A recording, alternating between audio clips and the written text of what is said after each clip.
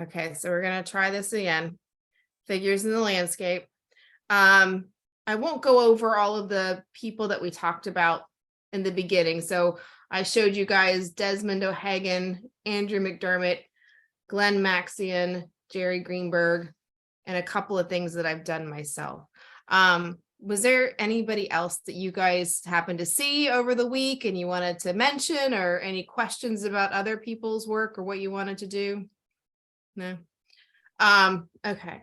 So I went through and I was reviewing all my notes because I was so obsessed with my internet connection. Now I had to remind myself what my lesson plans were.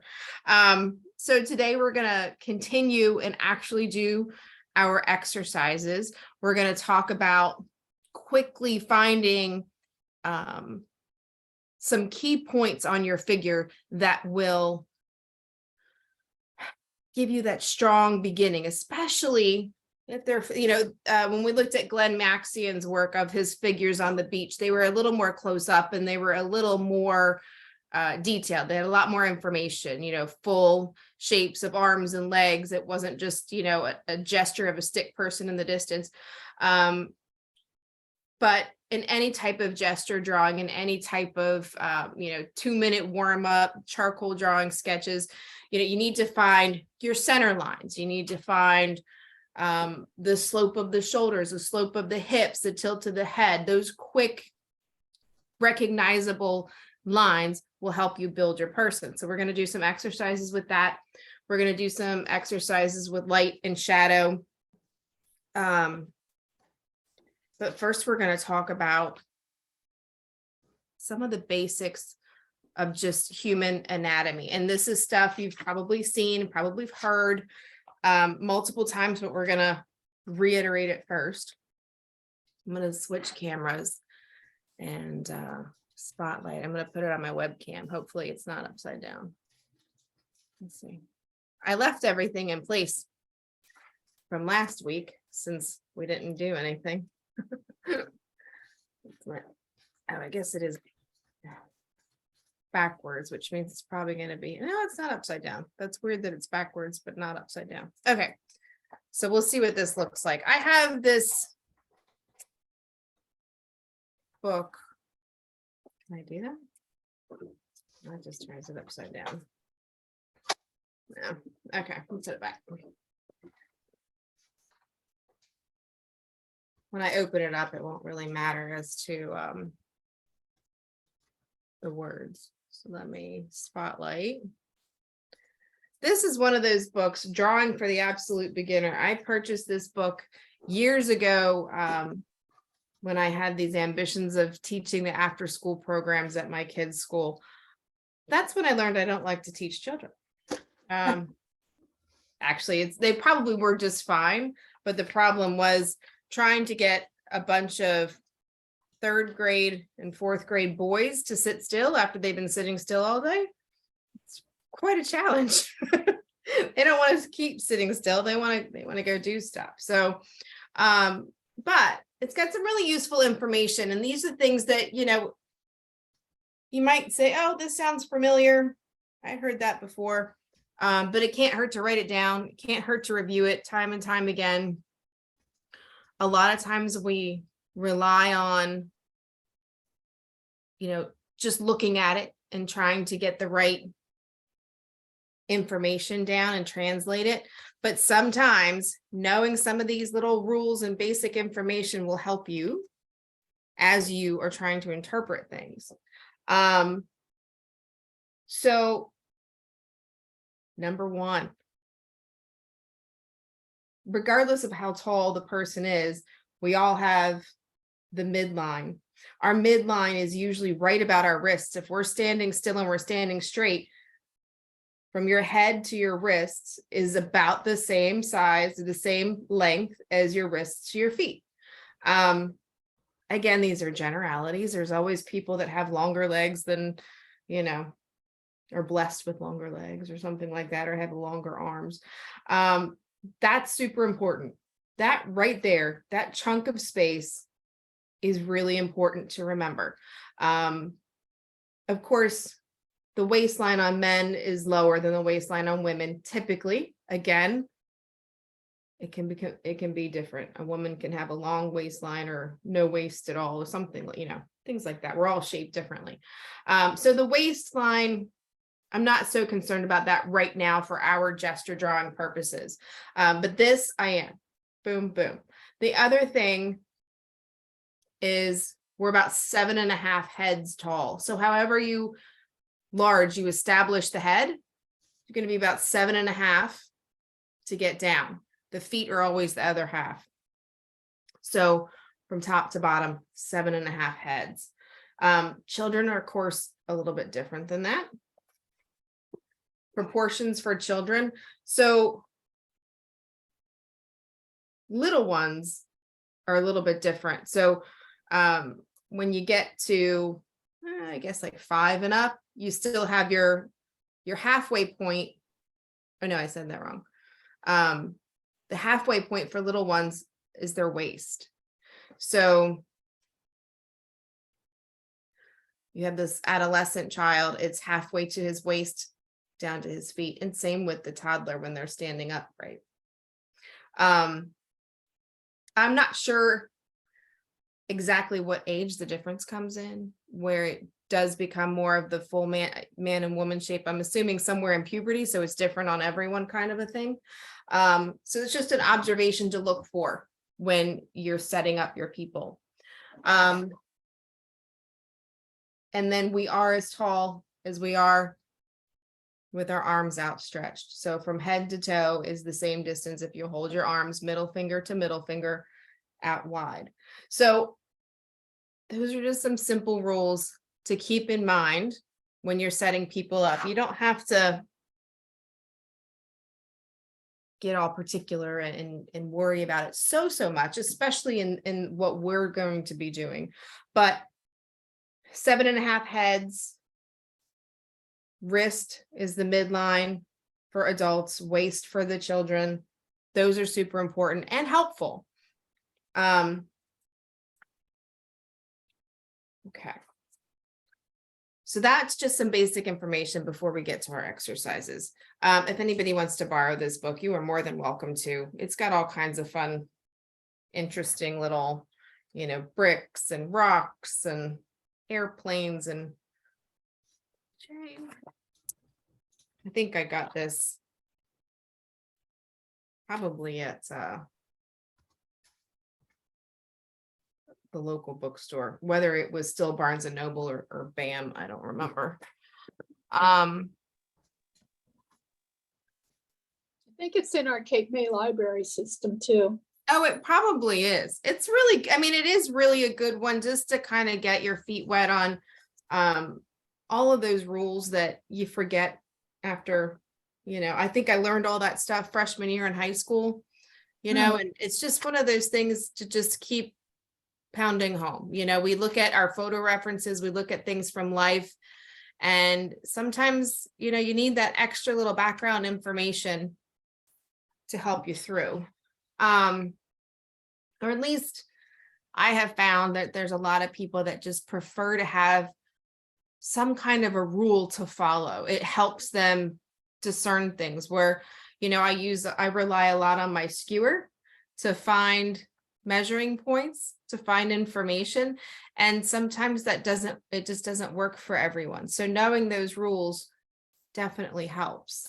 I was showing these towards the end when I was trying to keep our connection the last time. So I took my sketchbook to the beach this year and was just trying to capture some gesture drawings of the beach. Was pretty empty. It was the morning. So there was one family and the woman was wearing a hat, which of course I love it. I love it when people are wearing their hats. There was a paddle boarder way out on the ocean, but I was just little, not quite an envelope drawing. So I don't know if you've heard the term envelope, the outer envelope of a figure, where you pretty much just do the outline of the overall shape and then you fill in the information from there. So it's a little more than envelope drawing, trying to get the proper angles of the boats and things like that. So if you are ever able to and are not intimidated by sitting with, this is a tiny sketchbook. This is what, a 5x7, maybe a little larger. Sketchbook, and just kind of sit there and take a minute to observe people. That's definitely helpful. All right, so flying through our exercises. Our first exercise, let me look at my notes here, make sure I didn't miss anything. We talked about the halfway point for adults. Oh, the other thing, the widest part on adults is usually the widest part, or the wrist and the widest part of the hips are what also fall in line with one another. Not that you can read my handwriting backwards, but 7.5 heads. Okay. So the first thing I want you to look at, hopefully you had this printed. This was what I sent you the last time. This was at the Flagler Museum in Palm Beach. So I was taking pictures of people literally for the purpose of teaching, which was back in the spring, and I hadn't even really planned on this class. But I have over it my little sleeve. You can put, if you have something clear, use the clear. If you don't, just watch along for a second, because the tracing paper, you won't be able to see a lot of the information that I want to talk about first. So what I want to do first with you guys is talk about those tilt lines that I mentioned at the very beginning. We have, everybody's pretty unique in this photograph. They're all standing just slightly different. A lot of people have one hip raised, that kind of information. So I'm just going to take a minute. I have my dry erase marker. And just to identify shoulder to shoulder, she's got like a nice center line because she's sideways. She's got that hip popped up, so she's almost got like a double, well, maybe not that severe. She's got almost a little bit of a double kind of a thing, and her head's coming like that. These are just simple lines. If we really look at, she probably does pop her spine just a little bit. So these are the things that I would start with. If I were sitting there trying to get a quick sketch in, I would start with that. Here, I'll get another white piece of paper under there. Now you can pretty much see it, but I'll put one in there. So this is where I would start. If I'm just doing a 2-minute sketch of somebody, it's a little stick figure, and then you can build off of that. So I'll keep going here as to how I would normally build. So if I was watching,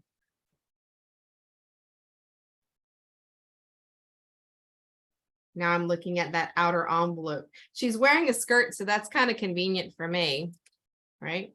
Hold on, let me get that glare. Different spot. There we go. Less of a glare on that side. A little harder to see than I thought it would be. But, you know, and then filling in the legs, I almost always just kind of fill them in and then worry about the light and shadow later. We don't even see her other arm.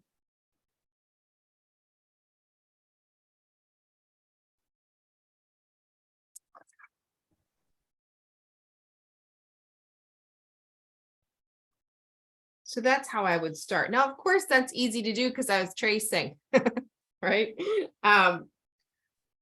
But take a few minutes. I'm going to continue to work here in the same concept of, I'm not going to trace the next lady. I'm going to take that same bit of information and see how it looks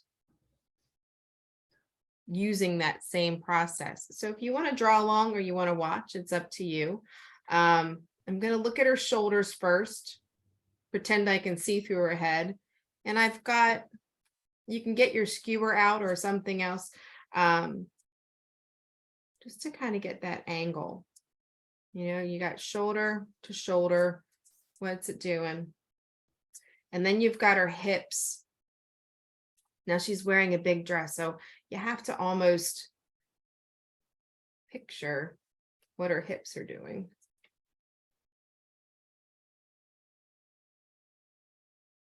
And then from there, I'm gonna look at her head, the center line of her head.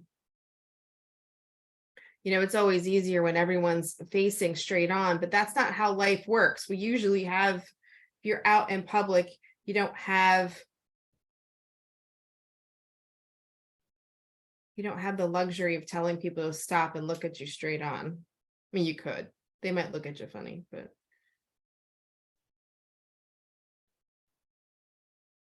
So now I'm looking at her outer envelope. I have what I feel to be her center line. I have the tilt of her shoulders. I have the tilt of her hips, or what I suppose is how her hips are shaped under her dress.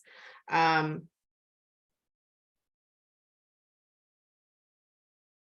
made everything a little bit larger. Hold on. So yes, as you can see, the tracing part is definitely easier to get these simple shapes in there. So if you're more comfortable doing that, please do. I think what I'll do is I'll trace next to see the difference as to how terribly far off I am.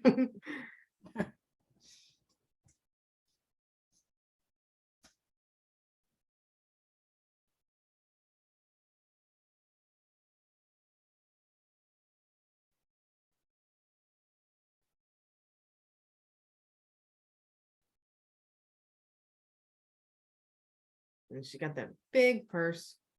So I've got quite a bit of jumbled lines there.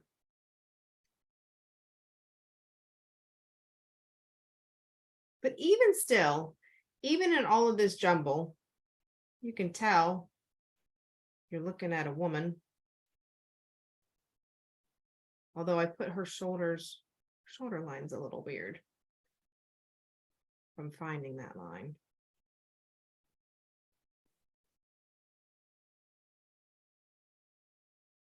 All right, so now I'm going to trace her. Well, I made her a little larger in terms of height, which is fine for this exercise. I'm not concerned about that. So if I look at her shoulder line, and I look at her hips, the angles I had were correct. The spacing probably wasn't so good. I think I gave her more space for her neck than was necessary. And then down her leg. We got her knee. I'm going to take away that so you can see her basic lines of her form. This looks like hieroglyphics or something. So the tilt of her head, the tilt of her shoulders, the tilt of her hips, and what is basically a center line in the way she's standing. I say basically a center line. If I were to do, let's say somebody is, I'm going to make a person up for a second. Let me scooch that way. I'm going to make a person up for a second. And if they were standing there looking at me straight on, I would find, let's say, shoulders, hips,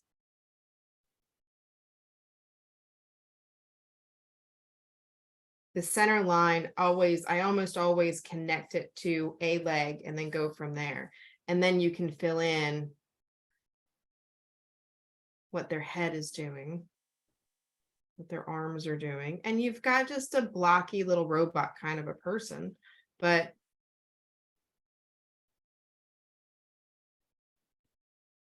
it works. He's standing funny. So that's a quick gesture drawing. Shoulders, hips, center line, tilts of head. Those things get you going. I'm gonna erase him. He's a little silly looking. Let me go back to tracing our lady in the dress.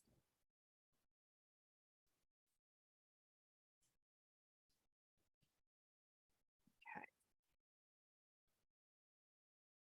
Get her little outer envelope.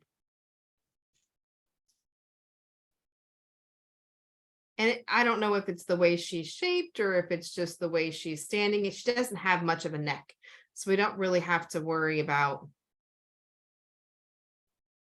that. And of course, she's carrying that bag, which has nothing to do with anatomy, but it helps understand what she's doing.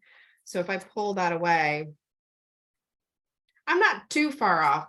I made it a little chunkier. She probably wouldn't appreciate that. And I had her height a little bit higher, but observationally, so let's say if I am looking at the wrist, I'm pretty far off from that midpoint that we talked about. So there's her wrist. If I go head to wrist, wrist to foot, it's half and half, right? From me looking at her photograph and drawing it, look how far off I am. So if I'm looking at this person and I'm going, she still doesn't look right, that's the next thing I go to. How is it wrong? It looks like I made her taller, which apparently I did, but I made her torso a little bit too long. So I want you guys to continue. We have 2 more people here. I want you to try the same thing, where I want you to try to draw it on your own just by observation and then come back and trace it. Do you guys have the clear sheets at all? Yeah. Yeah. Okay. I got tracing paper. All right, try that and see how well you can see through it. I don't want it to be a waste of time if you can't see it properly, but this first step of the center line with the shoulder tilt and the hip tilt, that's the main part of this exercise. The next exercise will go into light and dark, but I want to get a couple more of these practice shapes in here. The next woman here, a nice little profile picture. So she's sideways. And when you look at somebody sideways, you can't see the tilts of their hips and you can't see the tilt of their shoulders because it's a foreshortened line. There's really no point A to point B. You look at her shoulder here to somewhere over here. You see this hip. So you could probably connect those dots. Very shortened. That's something else to consider. And I wasn't really sure about this, but it seems to be true. I wasn't sure about my memory. My memory is this: if the shoulders are going up, the hips are going down. And I wasn't sure about this, if my memory was correct on that. I hadn't come across that yet in my books. But so far, with our 3 people, that seems to be true. So if I look at this woman's shoulders, it goes up. And if I look at her hips, they go down. So those tilts are super important. I don't know how large I just made that. So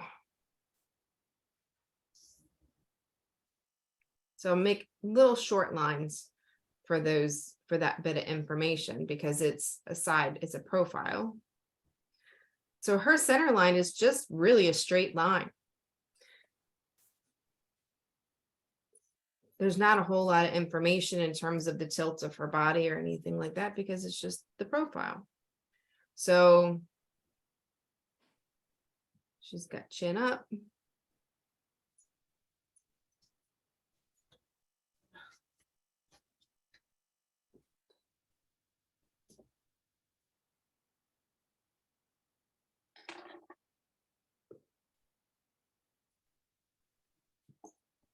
So I'm taking a minute to based on where I have my line set, I want to make sure that I'm correct.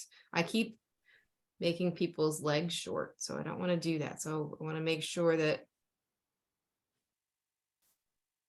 I've got it about right.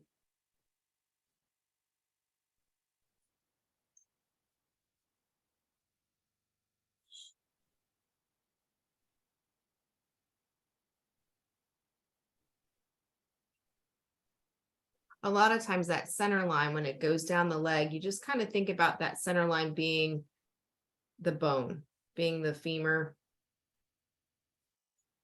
the thigh there.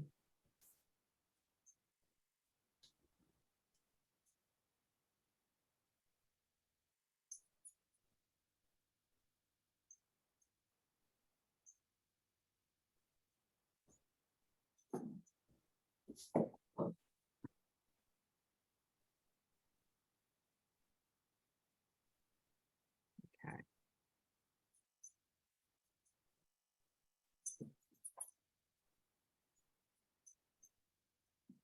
So that's what I'll go with her. She's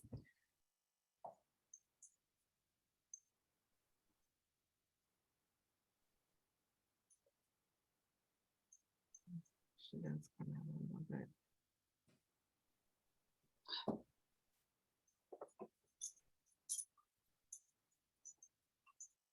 I'm gonna do it one more time freehand. If I were sitting in real life, just looking and observing, how would I do it? I'm terrible about knowing rules and then not totally following the rules. So this is how I would probably approach it without thinking about those lines, just observing them.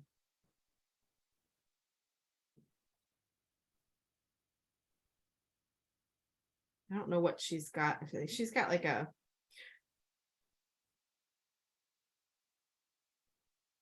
maybe her sunglasses are around her neck, sitting in front of her chest. I'm not sure. I kind of like my second one a little bit better. What? Maybe because it's my second one and I've already looked at her a couple of times, right?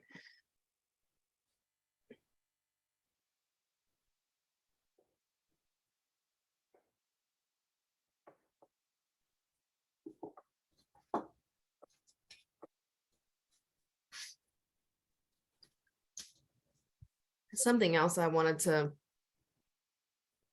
as we get into our actual paintings, things that we'll do and we'll look at are things like, especially once you get into little kids and you have a little kid walking on the beach or walking on the boardwalk, their legs are so small. They just look like spindly little lines, and we'll work on making them be three-dimensional objects, even in such a small space where they're not just a line that you drew. Okay. I'm gonna do the last one. Oh, you know what? Maybe that's what I'll do. Oh, I made her a lot bigger. I usually draw much larger than necessary. I'm gonna trace her here.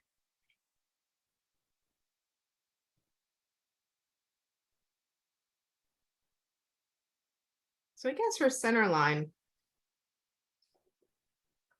if I'm really looking, her center line is not quite as straight as I was thinking. So if I put her back up here, hold on. There we go. She's tilting her torso forward, like she's pushing her belly forward the way she's standing on her one hip. So that matches a little bit better when I was really thinking about it in the first one. I'm using a different color just so I can keep them all straight here. So now if I go through to the outer envelope of her body,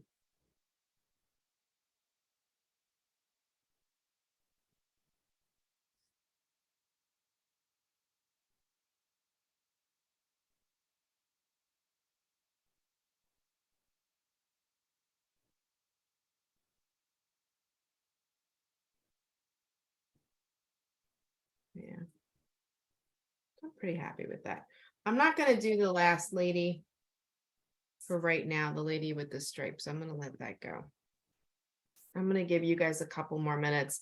Let me know how you're feeling about this so far. So, I spent in high school, we had to do gesture drawings from copying pictures in books. And we were copying a gesture drawing to a gesture drawing. And actually, I have a book sitting here. Let me grab it.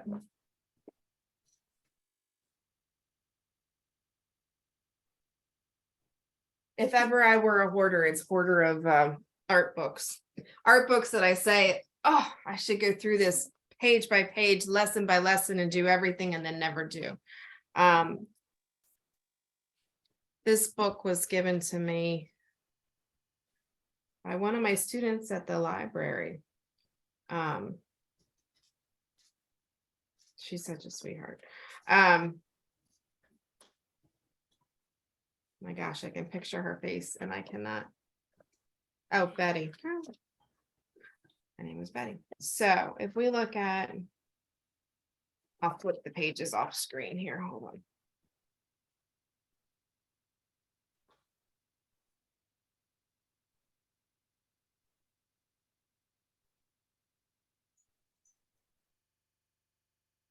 This is another, I don't know how old this book is. This looks, let me look and see how old this book is.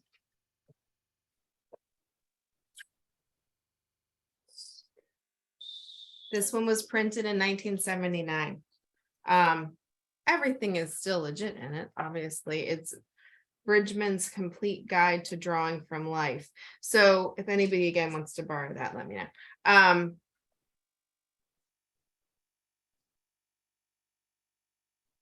So here's another way. Of course, when you're really looking at old school gesture drawing, it's all very dancer-ish, if you will, where they look at the curved line, they have you put in these curved lines and the body's doing all sorts of funny contortions.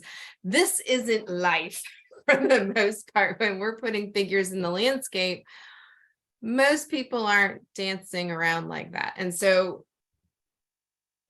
I was going to use examples from this book, and then I started to think about it. And for the purpose of this short class, we have 4 weeks.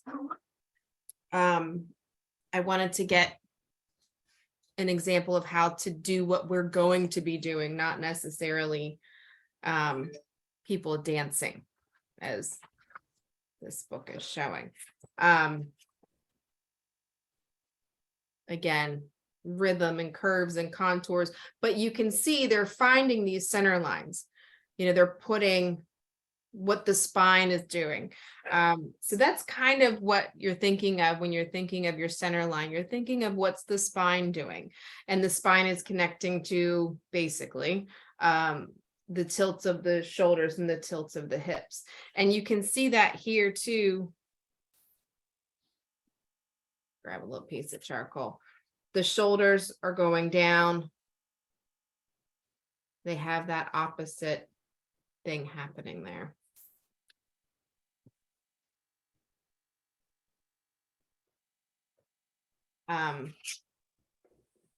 These are actually a little more in depth. And then they really go into the full figure. All the good stuff that we're not getting into. So in my notes, where's my notebook?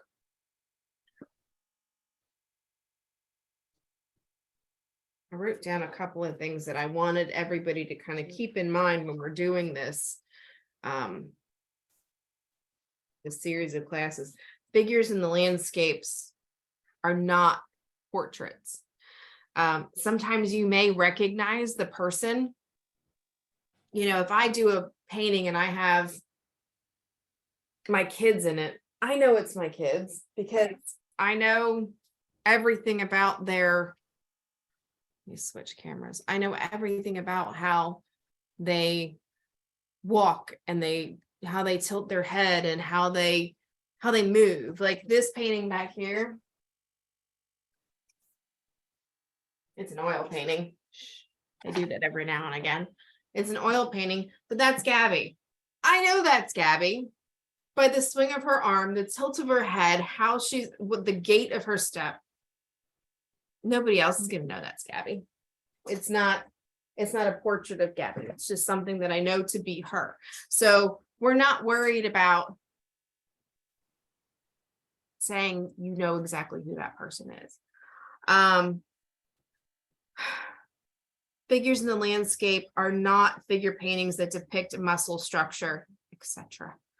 We're not talking about the full anatomy, the old masters where you have all of that. Everything is not in there. You're not going to get, you'll have some light and shadow that give you a hint of the shapes of the muscles, but you're not going to have a fully developed figure painting. They are recognizable as human abstract shapes. They are recognizable as human beings. They're not just blobs. You can tell once you get your light and your dark, your head, torso, legs, you can tell that it's a human being. They are anonymous beings in your painting. Things like you'll never have a color of an eye. It's going to be shadow. Like right now, if I'm looking at my eyes on screen, you can't tell that, well, some people say my eyes are blue, some people say my eyes are green, but you can't see that no matter what.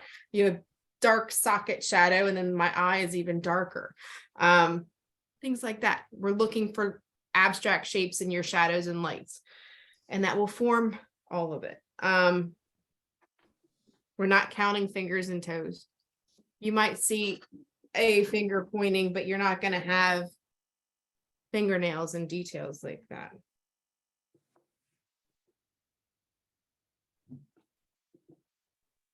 And yes, drawing people from behind walking away is a lot easier than anything else. Okay.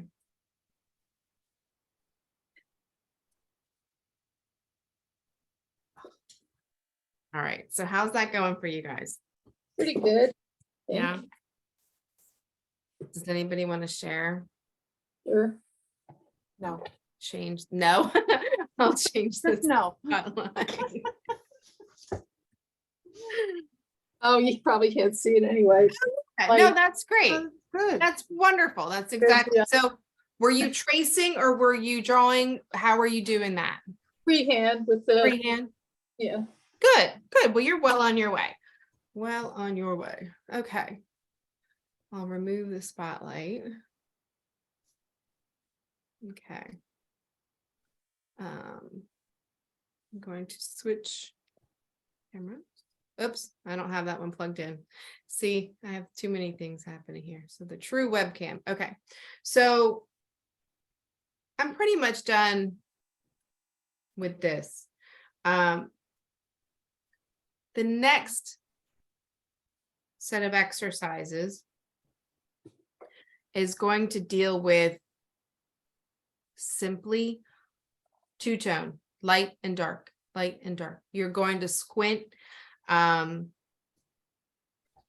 This is probably one of the more helpful things about figures in the landscape is building the figure only based on light and dark. And sometimes, like if we're looking at all of these ladies, they weirdly all are wearing navy blue and white. Not sure how that happened. I did not get that memo. I was not wearing navy blue and white that day. Although I think my aunt might have been. So I still never found my tracing paper, so I'm going to be using the glassine that I have. I'm going to stick with these ladies at first.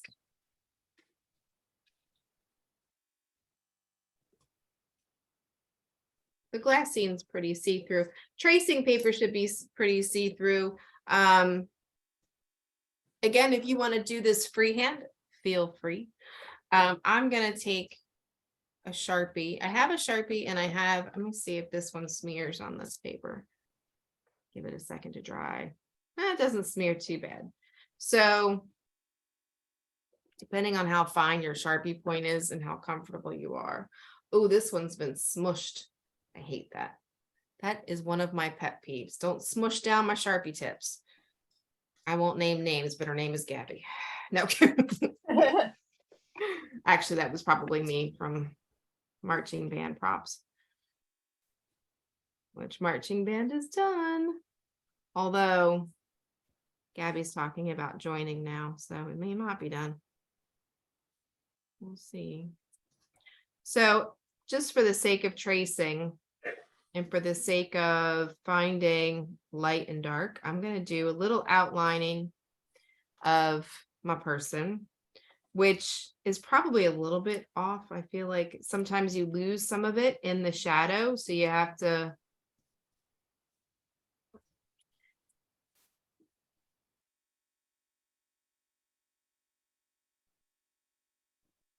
Ooh,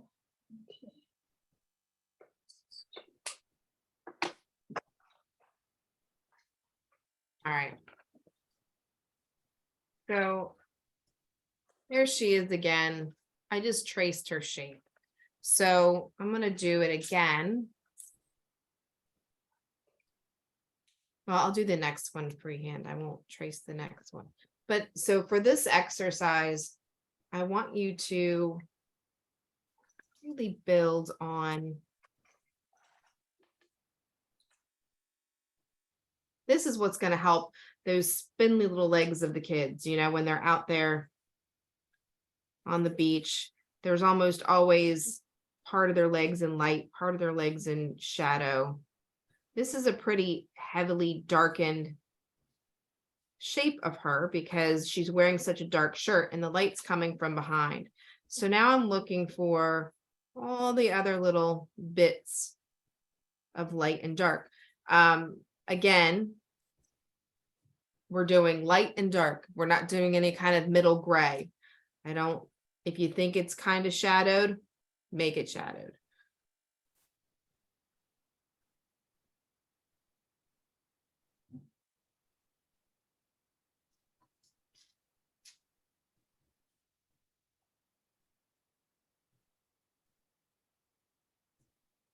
She looks like she's wearing a mask. She's got a little Batman mask.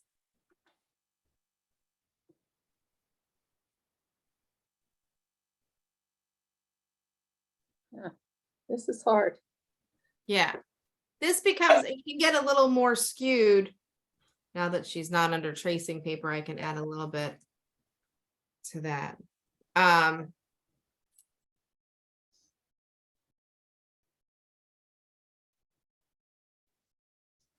going to keep going and I'm going to set my, and I'm just going to draw with one Sharpie for a second. I'm just going to look for, again, I'm looking for the abstract shapes. We've already drawn the next lady and I'm going to do that again, just for familiarity, because I know I've drawn her before. Some folks really like to have that set rule. Start here, start with the head, start with this, start with that. I don't have it. Every person that I draw, whether it's a full portrait or whether it's a figure, I start in different places. And if that's not comfortable for anyone watching this, don't do that. If it's not comfortable, don't. If I were to give advice to anybody to say, always start here in figure drawing, I would always start with the size of the head, because then if you have the size of the head established, so if I do this lady's head,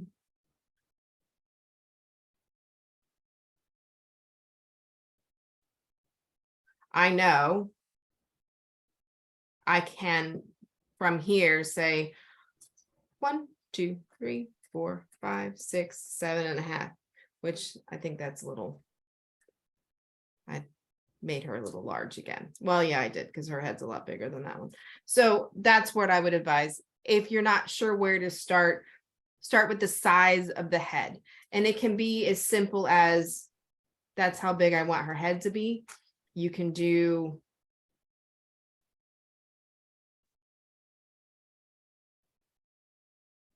how we're taught with like the whole circles of the making the torso and everything like that. You can certainly do that. Those little statue guys that they have in the drawing classes, little wooden statues that are all circular in shape. Those really are helpful for the basic shapes of figures in the landscape. If you happen to have one, keep it handy and put it in life in front of you and shape it as your figures are standing. And it'll just help you interpret what you're seeing, especially if there's somebody like this where she's wearing a dress and you don't see things other than her dress. That can be a little much. I personally, I do exactly what I'm doing right now. I just kind of start building. Now, if I'm just doing a sketch like this and I'm just building in my sketchbook, I'm not really concerned about all of the exact dimensions or all of the exact measurements.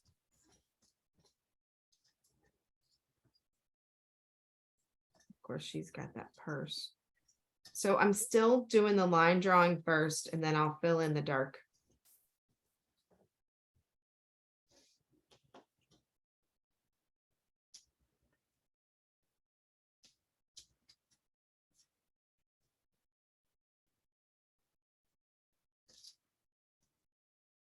Okay.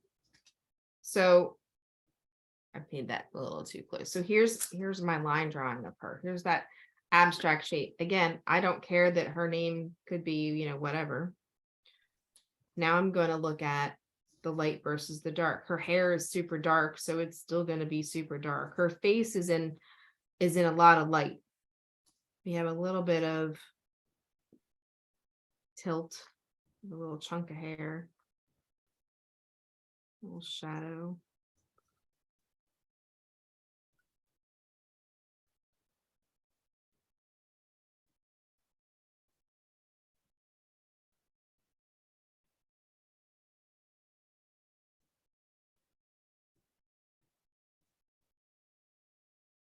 The back of her arm has a bit of shadow to it too. But I'm looking for that. And you see there's, her dress is really dark, but there's this abstract shape that forms the second half of her body where you see the shadow.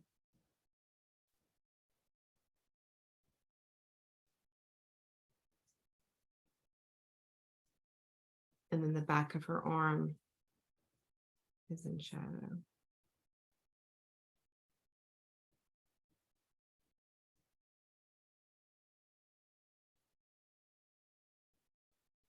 So I'm pretty happy with that.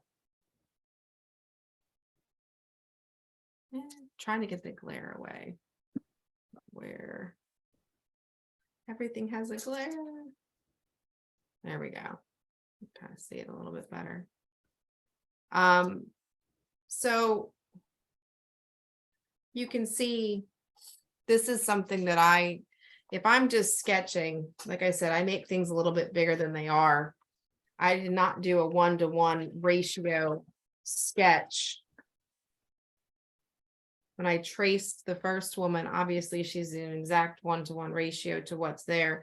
When I drew the second one freehand, she's a little bit larger. That's my tendency. I draw larger than smaller. A lot of people do a little bit smaller. For these exercises, how big or how small you make your people are not important. It's just the light and the dark. I'm gonna do the lady with the stripes one more time. So just to get another practice in of the shape in light and dark. And I'm going to use the tracing paper to do it one different way. We have yet another different way. I'm not gonna do the outline first.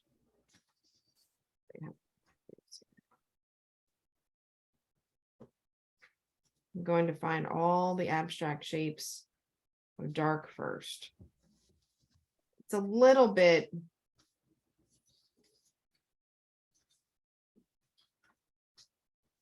A little bit even more on the abstract side of things in terms of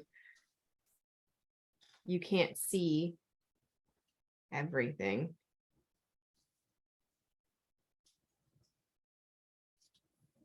But it can still work in your painting.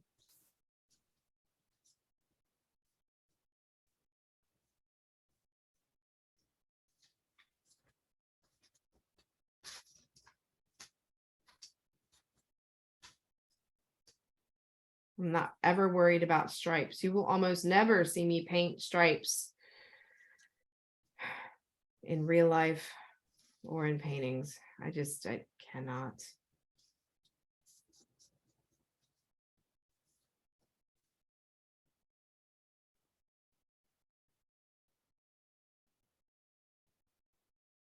So if I were to stare at this up close, I'd be like, oh my gosh, you can't tell what that is. And then I look up at the screen or from a distance and you're like, oh, that's a lady in a dress standing there. Right? I mean, it becomes really obvious. It doesn't matter that it's not perfect. And when we get to color, that's kind of what we're going for, is just these little light and dark, light and dark. You can always, if you want a mid-tone, you can certainly add a mid-tone. She's got 2 layers of light and dark. I mean, the shadow on her leg, these are things to observe too. The shadow on her leg there's bright light on the back of her calf, then it goes to a medium, and then it goes to the super dark in front. So there's always more modeling you can do with it. And that was her bag. So I couldn't tell the total shape of her because of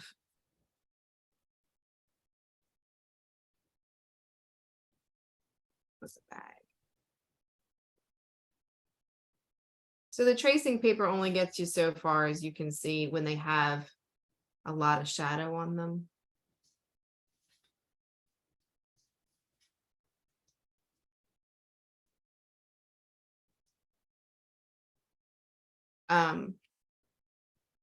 But the tracing paper helps you see very simply light and dark. If I were to draw her freehand, being able to see, I'll do the other lady again, being able to see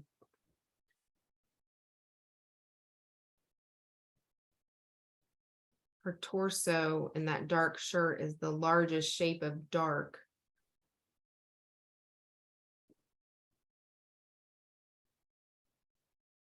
And of course, having drawn her a couple of times helps, right?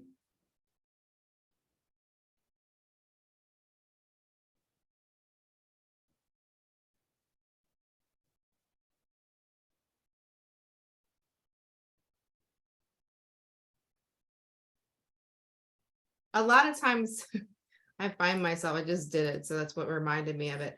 I'll start to make certain little angles that are happening that you see in the calf, or like the back of the calf there, or how the knee comes, it looks like she's got some weird angles, but it's just the way she's standing. I'll start to draw different things and not necessarily connect the lines. However you get there is fine. But for this, always look for that dark and the light. So we've done a couple of big points here today so far. We've got tilt of the shoulders to tilt of the hips. We've got that midline, how it goes down, basically thinking about how your spine is, how you're standing there with your spine. Of course, her jeans line helps there. And then we've got building the shapes out of light and dark, just to get those abstract shapes. I should give her feet, because otherwise she looks a little awkward.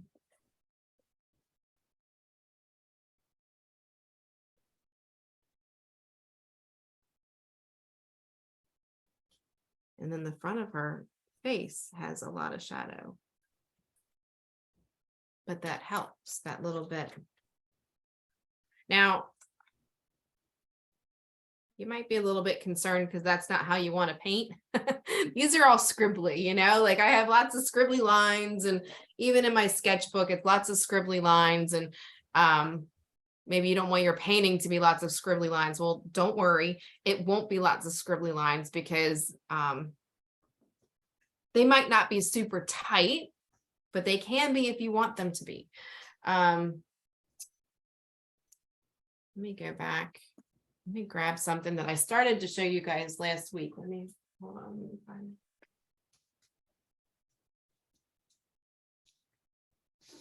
I'm gonna take it out of the plastic here.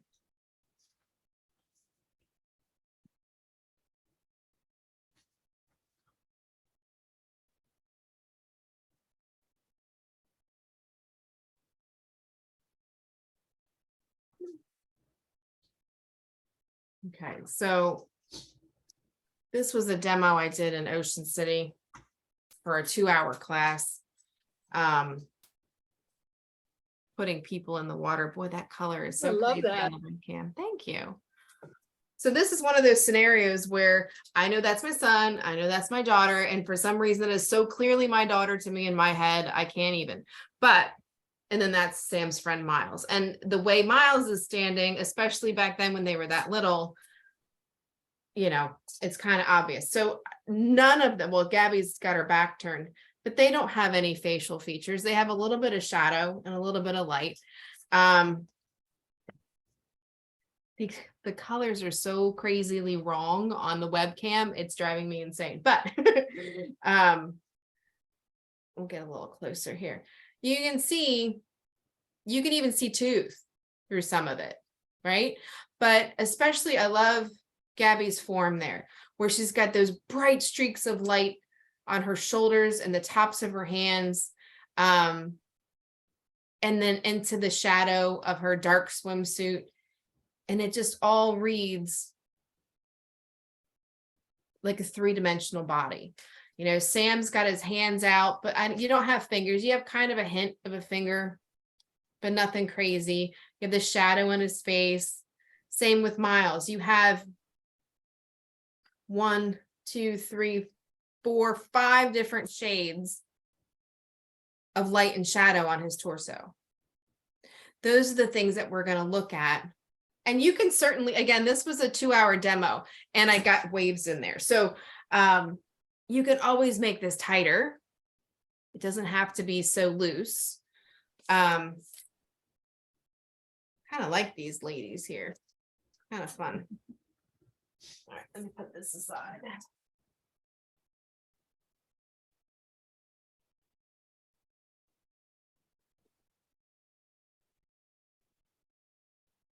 But just like back to this one, this is, again, this is an oil. It's not as loose as the last one. You know, you do have some tight lines that make her up, but what really makes it work is the hints of light surrounded by the shadow on her arms and her feet. Yeah, light and dark, light and dark.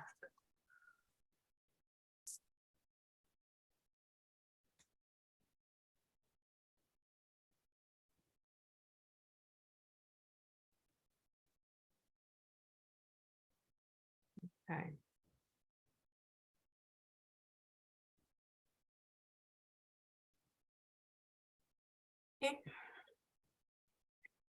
It's 10 o'clock.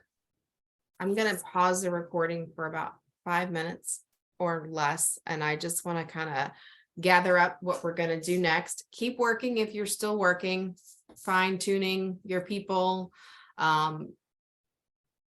Try it both ways. If you only traced it, try it freehand. If you only did freehand, maybe try and trace it and see what the differences are. See if you see it a little bit differently. I like to do both ways. I like to kind of test myself and see how it looks, like I've done here. We've got, I have 2 that I traced, 1 and 2, and then I have 2 that are freehand. The 2 freehands are much looser. I like something about each one. I like this one because I added in that 3rd layer of that mid-tone. So that's kind of nice. That worked out. And you can tell that her arm is sitting on top. So just take a minute and I'll let you know when I come back what I'm setting up here. Okay. So this is going to be our next exercise. We're going to work on these folks here. Something we talked about off camera a little bit, what we're going to be focused on as we go through in color. Not today, we're not going to be working with color today, but as we go forward, we're going to have a lot of conversation and discussion about value, meaning how dark or how light. A lot of times we get caught up in what stick to grab, what color to grab, and not really focus on the value of it. And then we're making marks that may not be necessary or that might be muddying things up because it didn't have enough of a transition. Sometimes you're looking at something, if a Caucasian skin is in light, for instance, this little boy's belly in the front is super, super light. But the water behind it, even though it's so light, it's still a darker value, which is making his belly stand out all the more. So things like that will be very important as to how this goes. If we're looking at the mom, her whole head is under her hat, which is completely blocked from all the sun. So, when you're looking at this image on your computer screen, or on the printout, you can sort of make out some of the abstractness. That's possibly her hair tucked here. That's the brim of the hat. There are no distinguishable features on her face. You just know it's a face because she's a person. So this is where we are taking our brain out of the equation and we're looking for shapes. You can see the shadow lines almost start to line up. Hi, Kaiser. Kaiser's nudging my arm. If I sit down in my studio, that means he must get some pets and some loving. All right, go lay down. But when we look at, for instance, we're looking at skin here, but the back of her foot, the back of the little boy's foot,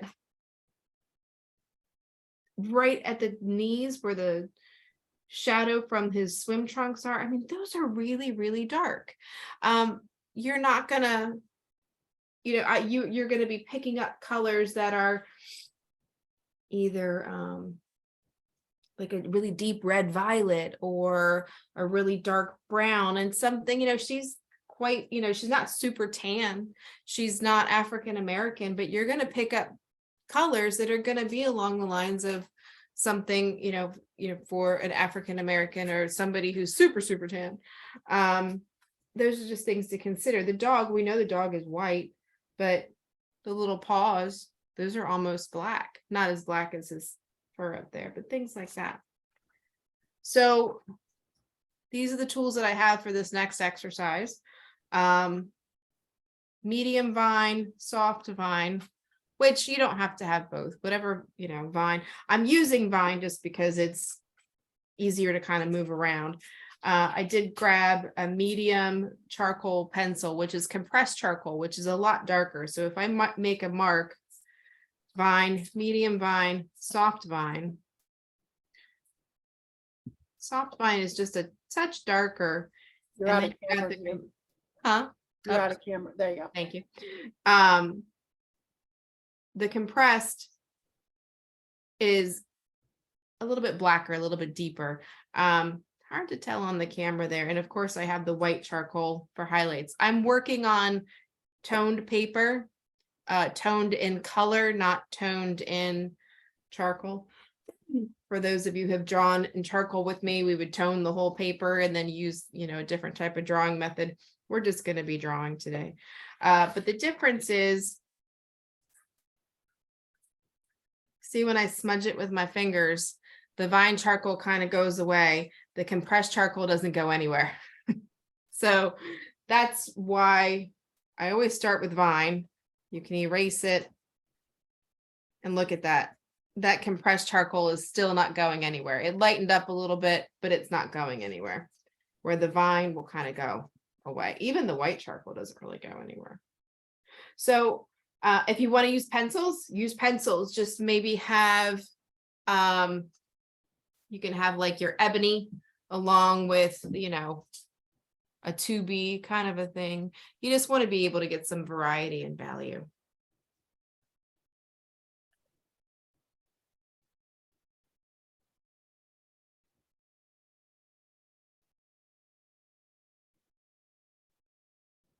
So where do I want to start?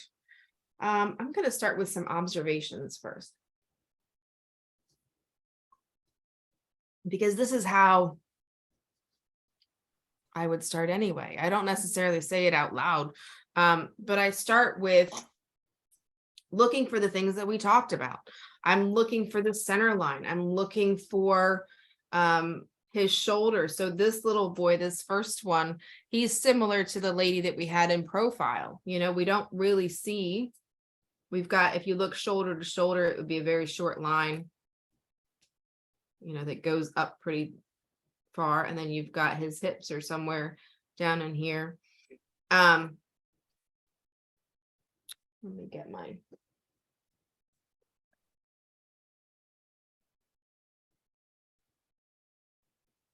So for the sake of observation,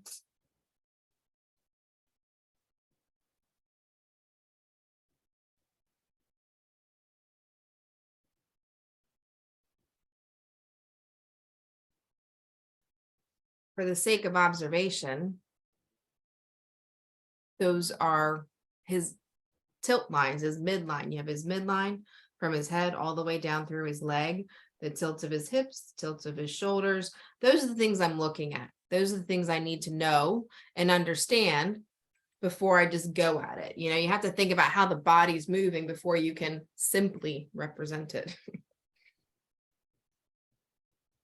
Set that aside. So now that I've seen that, right, I'm using the soft vine because it's smaller and he's not very large. So this picture, I cropped it and I blew them up as large as I could get them. Now, if I were doing a painting, to have the figures this large on a scene like this, well, we'll talk about composition later because I just started to think about all the different varieties. We'll talk about composition later and how big people are. But this scene, they were these teeny tiny little specks and I blew them up as big as I could. So they are a little bit blurry because of that. So I'm just going to start off with trying to not block the camera view. Hold on a second. So if I'm looking at shadow shapes first, and I always start with the dark. I always kind of have, based on the mediums of choice that I use. You start with dark and pastel, you start with dark and oil. So this is his little shirt. This is his little hair.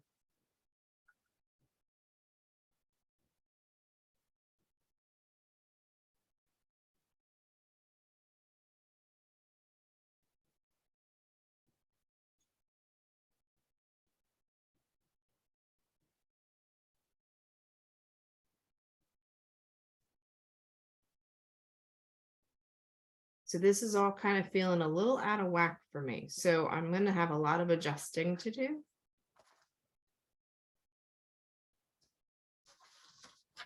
Yeah, that's going to be completely out of whack, right? So I changed my comfort zone.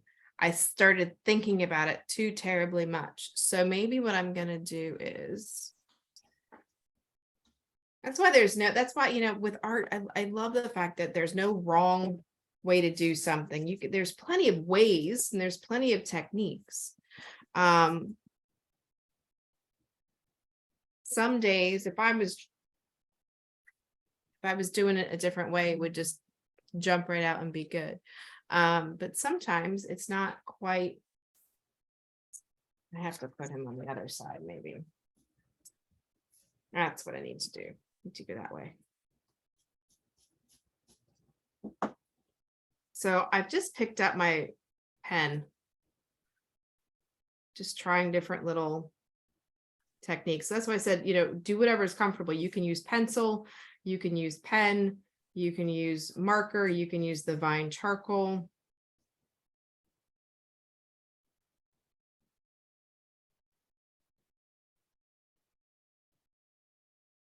The tilt of the face too, that's a pretty important one. And sometimes, especially on little ones, you don't get a true defined jawline. There's so little, everything is still pretty soft in there. You can see a little hint of shadow where their jawline is-ish, but not a whole lot, you know, so he's looking down, kind of adding a little more than what's there. You don't really see a mouth at all. He's got his little hand sticking out there. So this feels a little bit better for me. And I look at things like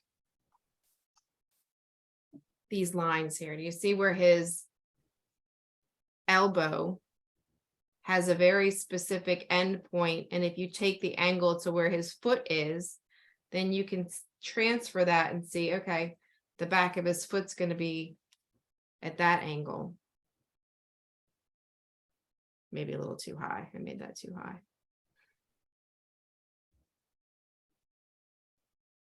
Of course, now I can't erase that because that's pen.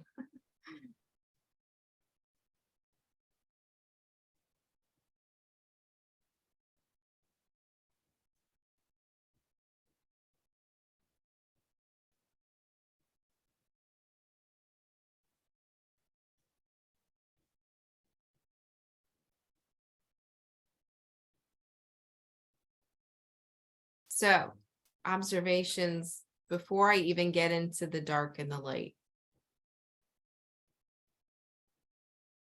I aged him.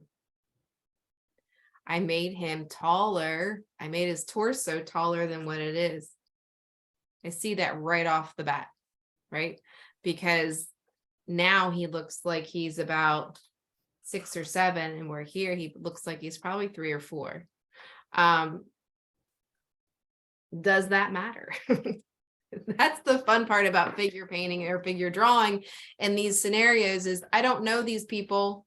It doesn't totally matter too terribly much. But if I want to fix it, I'm gonna look at it differently. So I'm going to take my purple before I go into any light and shadow. I'm going to take my purple pen and make, oh, that's purple. I swear to you, it's purple, not blue. And make some observations here. So if I'm looking at him top to bottom, head to toe with my skewer, there he is. His waist definitely falls in the middle. His waist is right along. You can tell there is a little shadow line right in here. So you can see that his waist is about right there. So that is the true half and half. So his waist is about right here.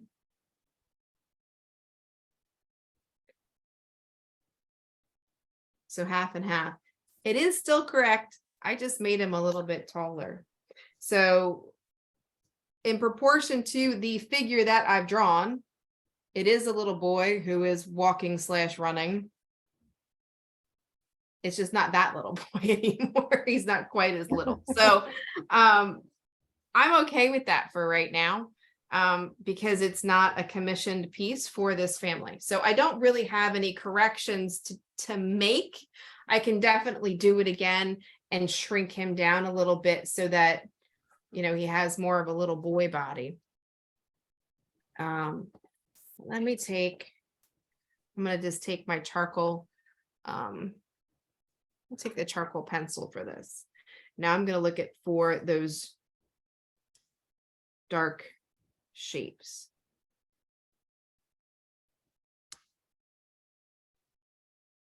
And I'm using directional lines for his shirt because that's what's happening. You can see those creases, and those creases help define the shape of the form.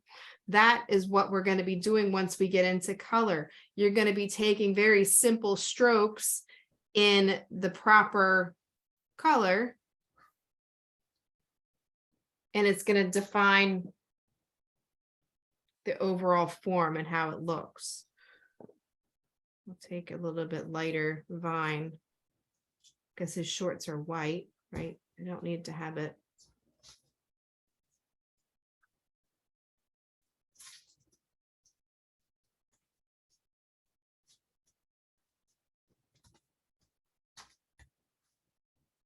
And his little head creates a shadow on the top of his shirt there. And then we have the bottom of this back foot is almost black. And then his whole leg, the whole back leg is in shadow.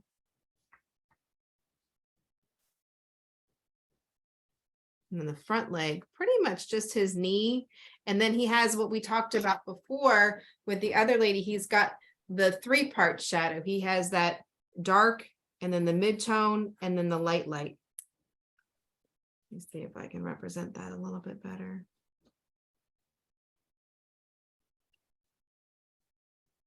And then I can take my white in just a couple of areas. The front of his arm is in bright light.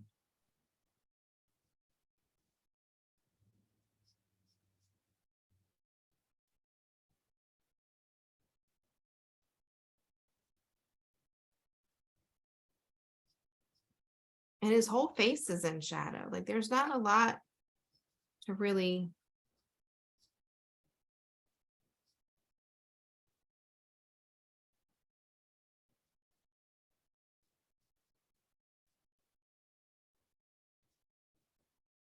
I don't really want to put any more. Hold on. There we go.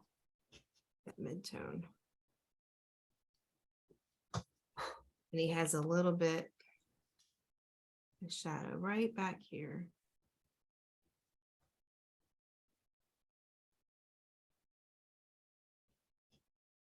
I could put just a touch on the top of his ear, maybe.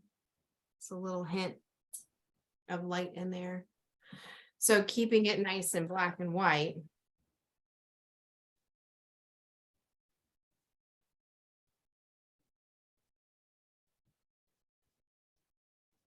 Moving that around just a little bit. And then, of course, the shadow in the sand where his feet are.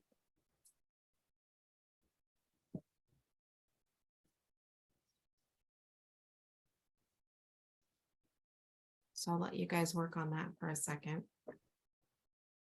Am I going too fast or too slow? I don't want to. I'm just having a hard time drawing a little boy. Okay. What about the little boy is hard? Like, Pretty is it? gruesome. Just trying to get the right proportions. Yeah. Maybe that's what I'll work on. I'm going to do another one of the little boy and try to make him look younger. Like I said, you know, it's almost like when we're painting clouds and things like that, you know, nobody knows exactly what the cloud looks like. Nobody, only, you know, out of all the people in the world, not many people know this particular little boy. Right. So it's kind of like the clouds. It doesn't necessarily have to be perfect, but I'm going to do it again and try to keep him a little bit more boyish. So I'm actually going to grab a pencil so I can erase. Yeah, And- that's what I had to do, yeah. Let me do that. but I just can't seem to get him. Well, you know, the ladies I had drawn previous to our class, so. Oh, okay. So you had a little, and that's again, you know, people talk about it.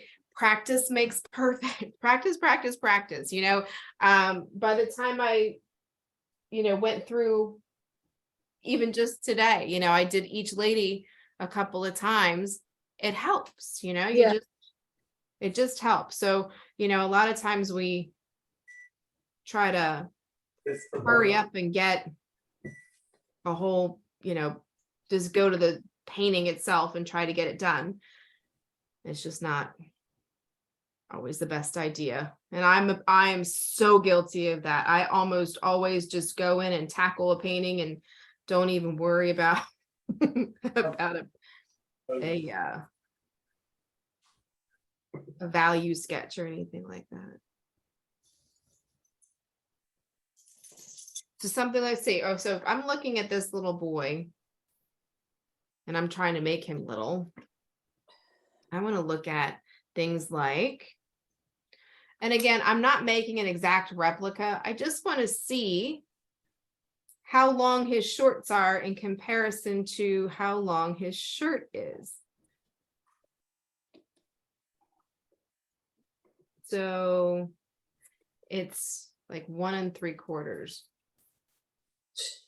So if I do like in terms of not an actual inch, but if I look at his shirt, so his shirt is from here to here, and then I bring that down, and his shorts, they are about half that length from shirt to bottom there. So I'll do the same thing here, find the length of his shirt, and then his shorts are going to be about right there. And again, check your angles. You know, that's another thing that helps us with our forms is angles, angles, angles. The slightest little tilt can make a difference. So if I look down the front of him, it looks like we know his leg is coming out, but the whole front line of him is almost, it has a very specific, almost straight kind of an angle where everything kind of hits that front line.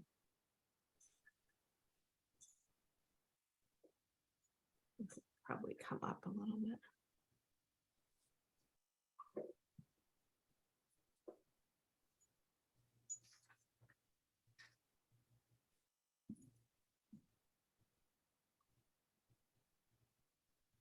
So I'm just using an HB pencil right now. So I want to see where, so he's got a very specific tilt of the face, right? So I take that angle and just get a generic line that I can build off of, because then his eyes come in.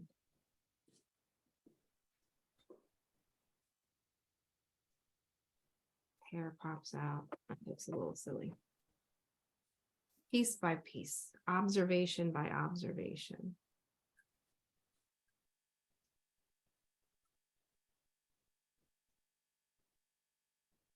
So if I look up, I want to see where, you know, the furthest part, his nose and his eyes have this little shape right here. You can see where the forehead comes down into the eyes and then pops out a little bit to his nose, right? So I want to see where, if I drop a plumb line from his nose, where it lands. And it kind of lands right at the tip of his shorts, because his shorts come out, there's a little pop out here. So if I take a plumb line up from here, then I know that his nose is going to come out to about right there, which helps me set his chin and everything else.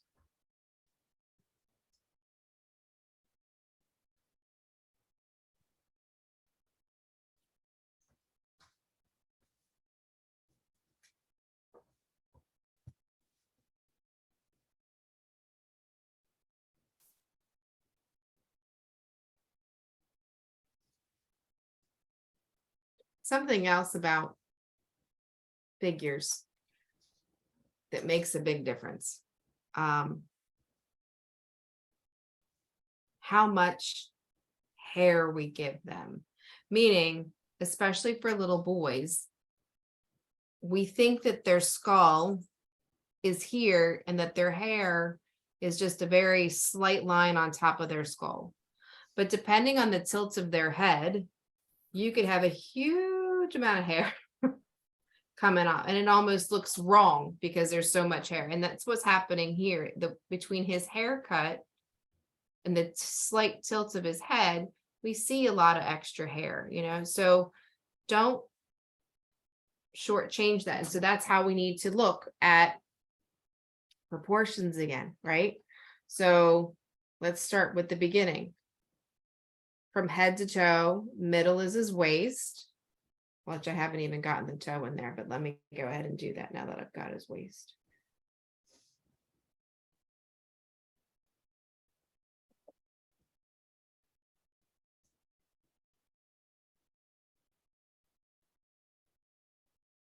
All right, so his bottom foot is going to be somewhere around there.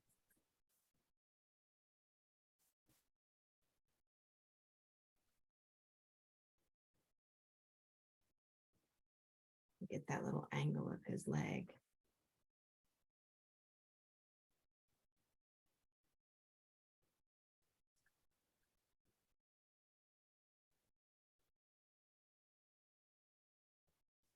Okay, so we need to find out how much hair this kid has on his head, right? So if we have set his torso and we already set his shorts are smaller than his torso, the shirt on him. So maybe I'll start with that. I'm going to see if I take the length of his shorts, get that measurement on my stick. So this is a relative measurement, not an exact measurement. I'm all backwards, hold on.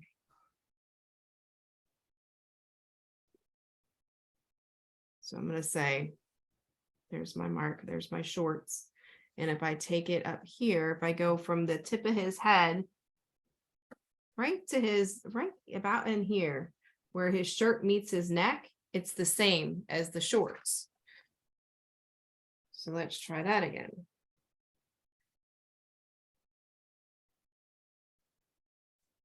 Oh, wait, it was there. Oh, I think I gave him too big of a head. Hold on. Let me try that again. I always measure multiple times because you never know.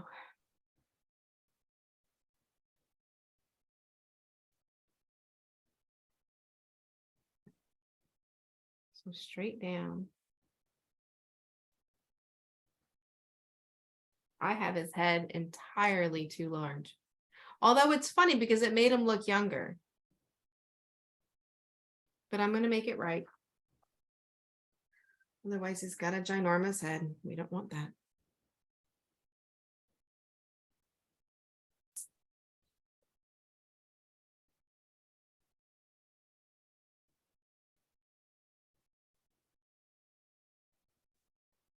I do know that point where his nose comes out is still correct. I'm not worried about that.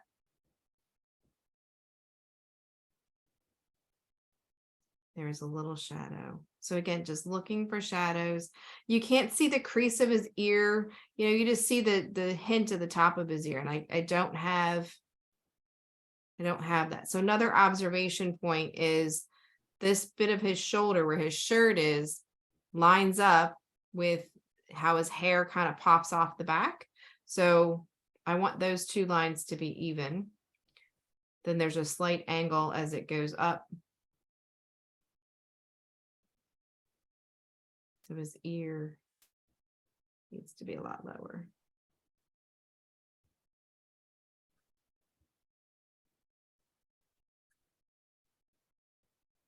Maybe his shorts are too short. That looks so wrong too.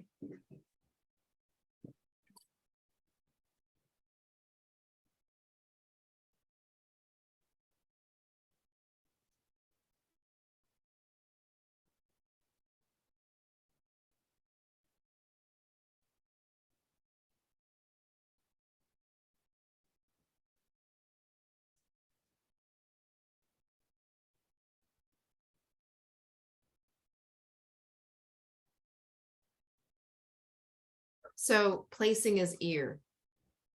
It seemed to go okay when I just did it in the ink and just did it and wasn't concerned about his age, but now seems things are a little bit more complicated, it seems. If I'm just going by my gut, I still keep making his head a lot larger than what maybe it should be. But placing the ear, so I'm looking at, if I drop a plumb line, it lines up, the back of it lines up with about right here in the crease of the knee. So I'll go backwards. So the back of his ear is somewhere around this line. The front of his ear, or the top of his ear. We talked about dropping that plumb line from his nose straight down. And it ends right about with the tip of his shorts, right? So let's go the other way. We want to find the tip of the ear to his nose. That's a much steeper, much steeper line than I thought it was going to be. So let me do that again. Make sure his nose is still where it's supposed to be in the front.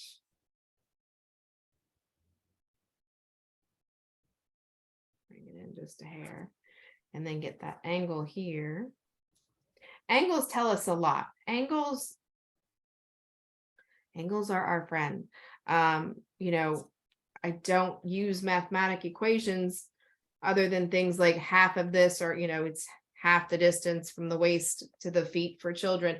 You know, it's these measuring sticks help a ton, and you've got your angles help tell you where things are supposed to end and begin. Once you get something set in place. For instance, I was happy with his torso, with the shirt and with the shorts. Now that I was happy with the size of those, you can build up into the head or build down from the feet. The same thing as I said before, if you're not sure where to start, I recommend just start with the size of the head. So get the child's head, and then you can measure from the head down. Children are not 7.5 heads, by the way. I think they're 6 heads down. Can't quite remember. I'd have to look that up.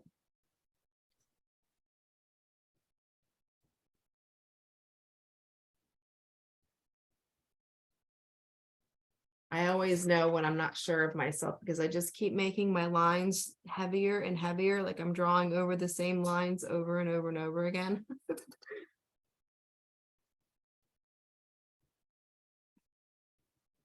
Well, he looks a little younger in that drawing.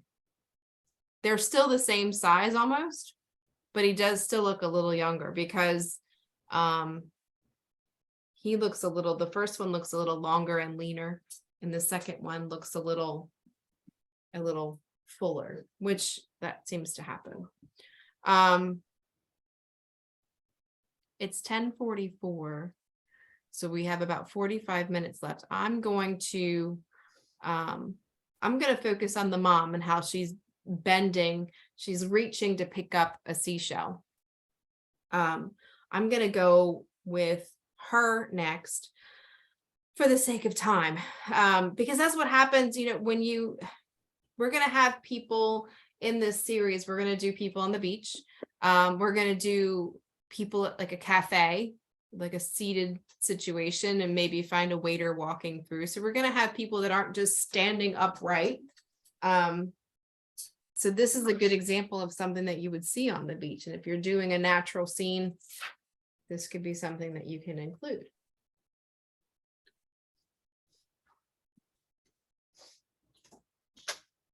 How's everybody's little boy doing? Are you guys, I don't want to go too fast.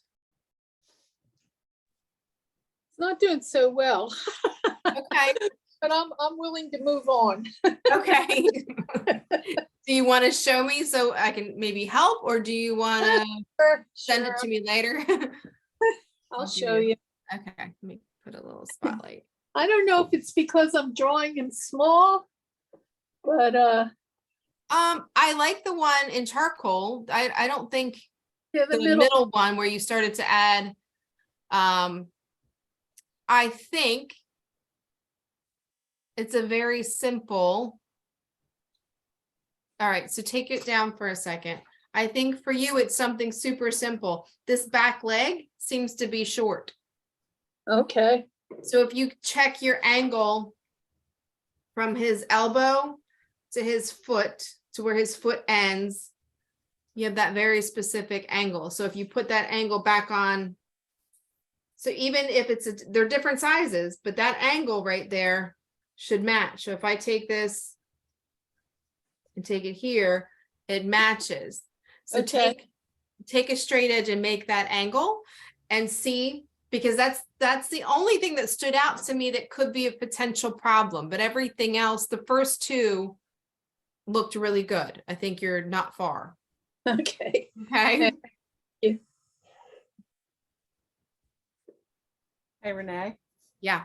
I think my second one looks younger than my first one. All right. Oh, yeah.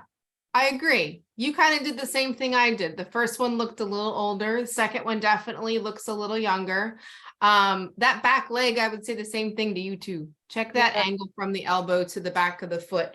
They look a little short. But that's perfect. That's great. I think when the younger one, for me, the face felt fuller. Yeah. Like I drew it fuller, like a baby has a fuller face. And Yeah.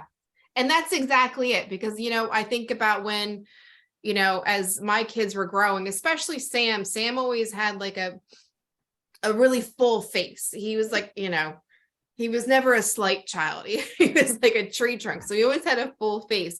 And that was the one thing, especially that first year in marching band, where he really thinned out and his face just thinned, and you're like, oh my gosh.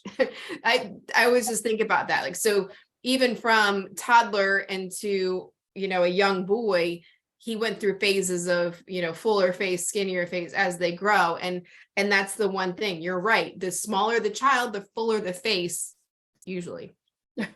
Usually. I always feel like I have to put that in there because somebody will always argue, nuh-uh, it's not like that. And there's always an exception to the rule. Always, always, always. All right. So the lady. All right, I'm going to get out my little see-through paper once more and talk about her lines. Her lines. So shoulders.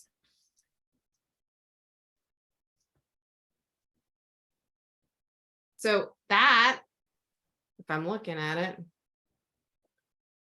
they don't go the opposite like we were talking about before. So because of her position, I mean, I guess they kind of tilt.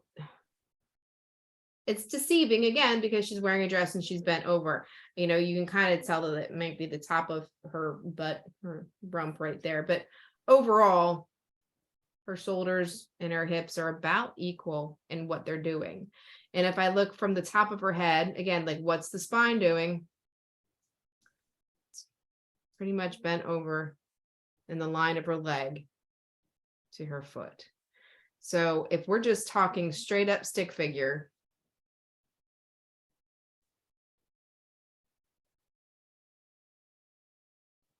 that's enough to really get you started, Actually, the second leg almost makes it look more confusing.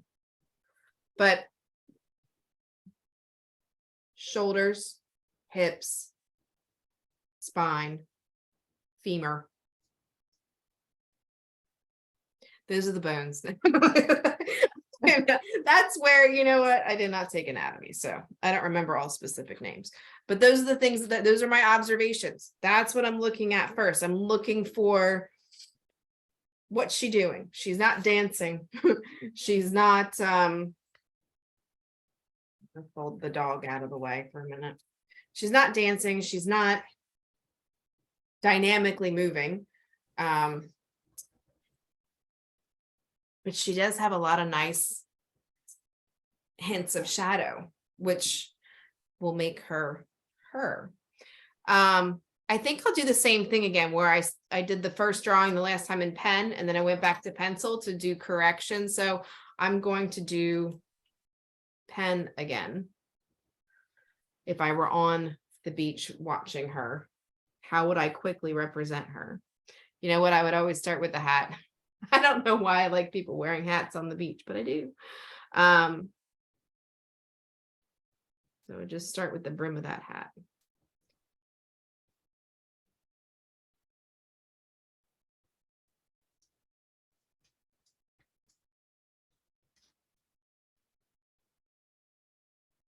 And she's got this little flat angle. You see right here where her hair is sitting on top of her shoulders. It looks like a little bit of a bun or a ponytail sitting there. And then she's got this little flat angle. Those little angles are important. Now, I mean, when you're sitting there in public, you might not want to get out your skewer and start aiming it at people. They might get a little aggravated with you, but you know, it is good to check those angles. So I'm drawing the outer lines of her dress. Probably not wrong, but again, it's just if I were sitting out on the beach, that's what I would be doing.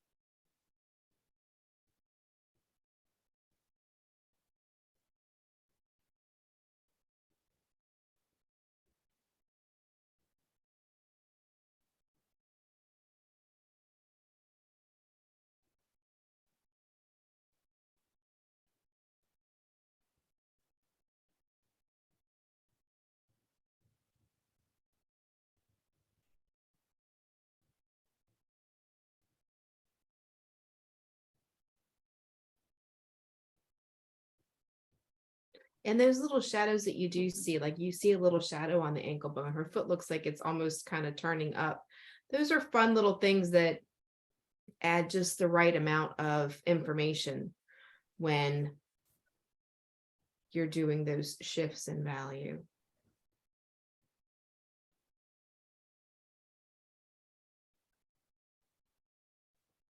So that's the quick line drawing of what she's doing. Is it exactly right? Probably not. So I'll start with that next before I go too far. I'm gonna do some charcoal shadowing of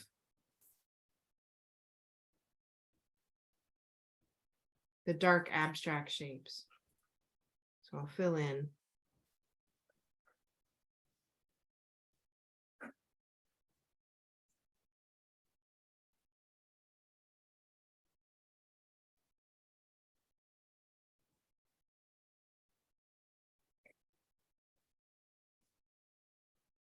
Her back leg is in a complete shadow.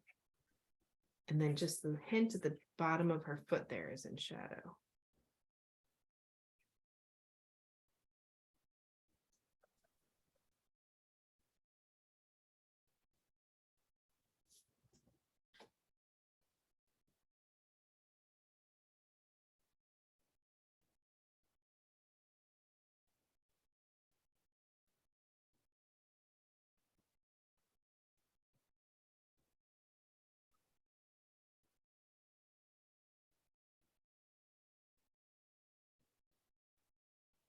She has a lot of light on her, and the dark areas are pretty kind of modeled, where you have the darkness of her leg has multiple layers of darkness. It's not just all in dark and all in light.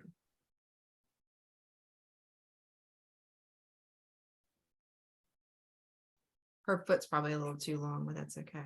So now I'm going to give her a little bit of a shadow underneath.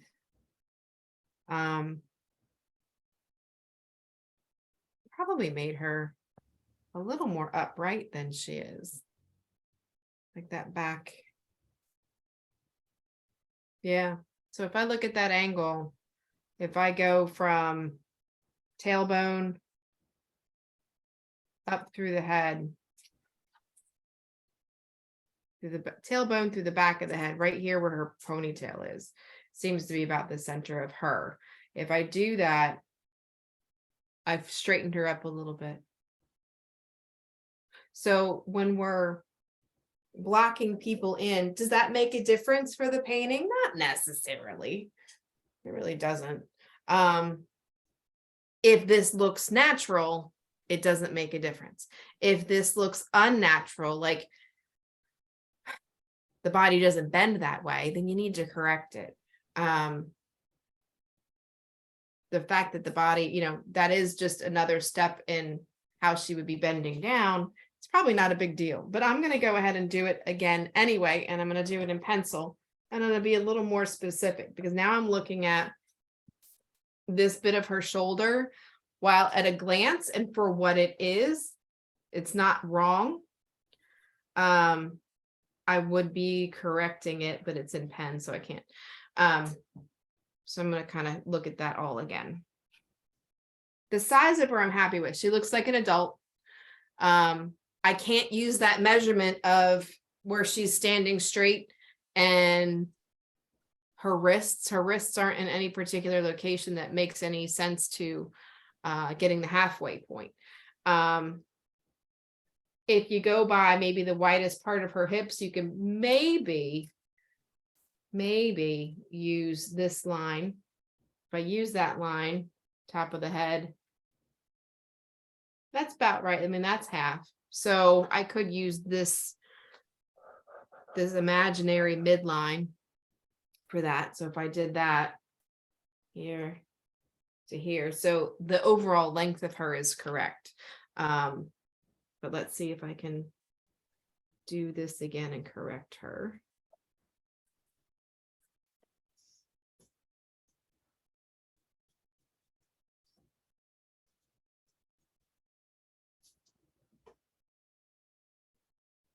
So what I'm doing now to correct things, I'm looking at a number of things at once.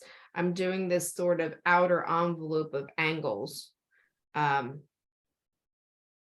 really necessarily looking yet at overall size. Because I'm working in pencil, I can be a little freer with the overall size, but I'm just getting these basic angles down and I can tighten things up as I go to get this outer envelope. That's what excuse me for. God bless.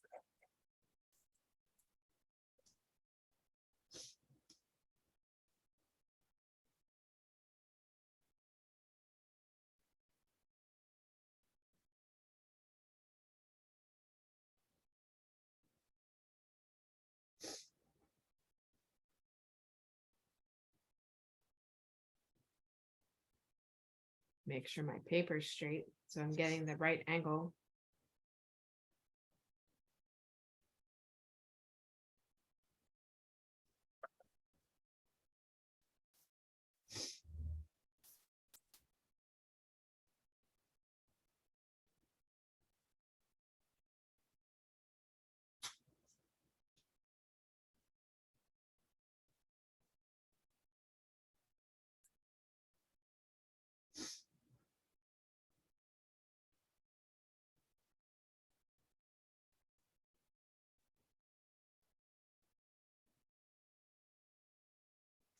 So this time when I was being a little more specific, I didn't start with her hat. I started with the angle of her shoulder because that was what I saw my error in. So it just happened to start there.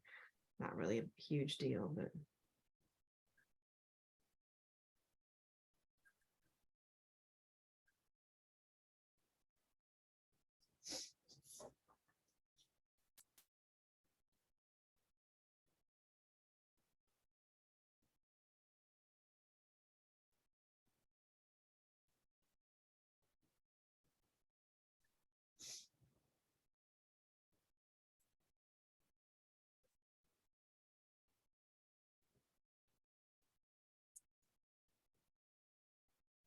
So I'm checking that front line of her leg and that angle to see where it intersects with her head. And this is what I did the last time. I kept pushing her whole leg forward. If I'm just eyeballing it, I kept pushing it too far forward. She definitely has her foot at like an awkward angle where she's like sort of picking it up. See a plumb line to see where it ends. Last time I made her foot a little long. Don't want to do that again.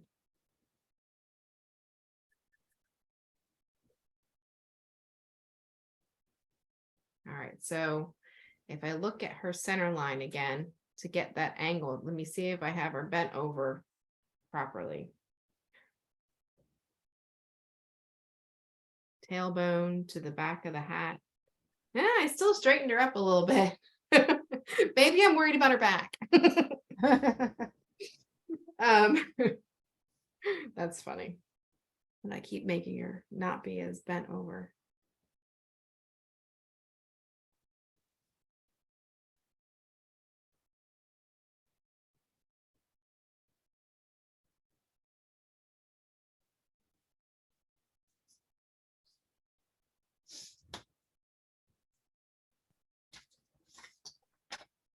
So the pencil that I grabbed is an HB. So I'm just continuing with my pencil for a minute. Not quite getting the depth of what I wanted.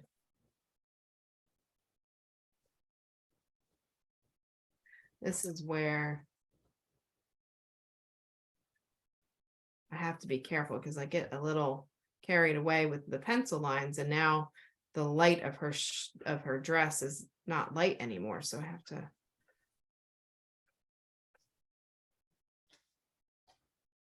Because her leg is certainly in shadow inside the dress. So I want that to be a little bit darker.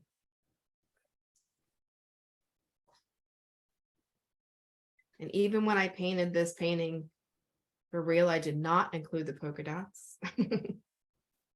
The figure itself was so small in the real painting. It's kind of hard to really focus too much on polka dots.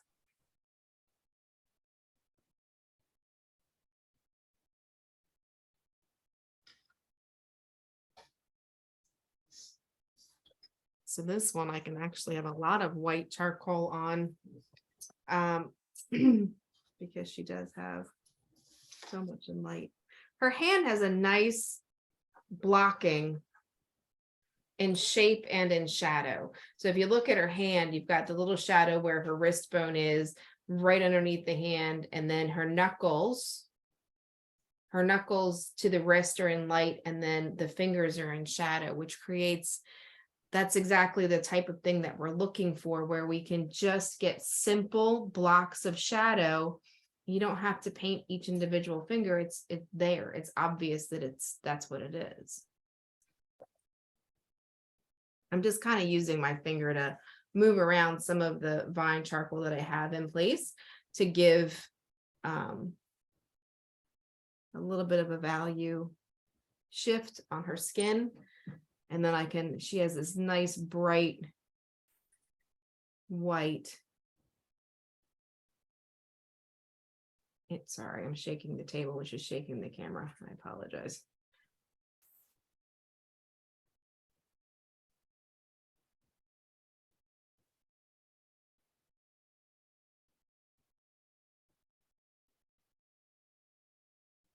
I'll lift my hand up. Maybe that will help a little bit.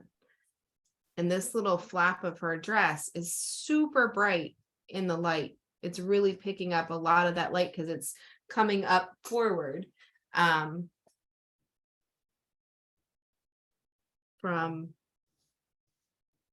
her body, which makes it one of the brightest spots because it's floating basically because of the wind. It's floating proud of her body. So it's picking up the brightest spot of the white. Of the light, I mean, not the white.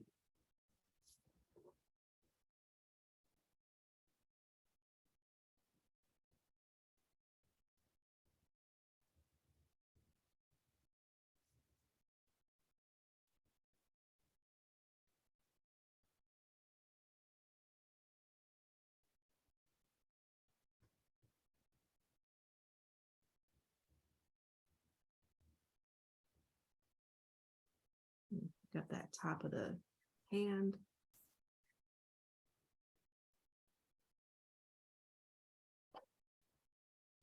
And her face is in complete shadow.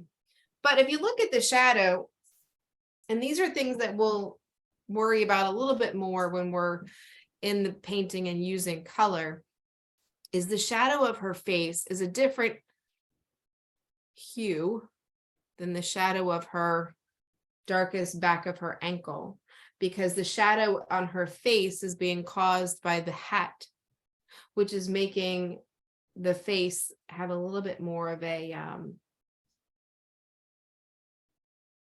gonna say like a purple to it, more of a cool kind of a purple, and then the back of her ankle is more of a warm, deep red, violet, brown instead, because it's just her own reflection of her skin versus the hat causing that.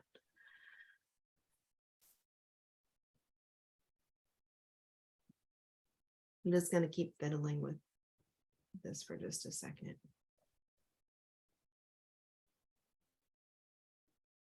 Oopsie.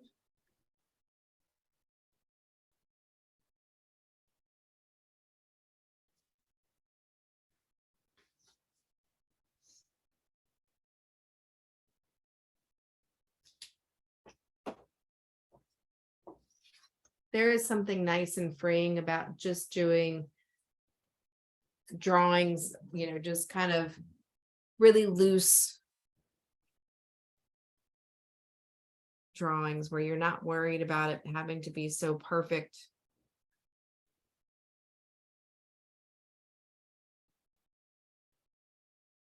There's a freedom in the learning with it,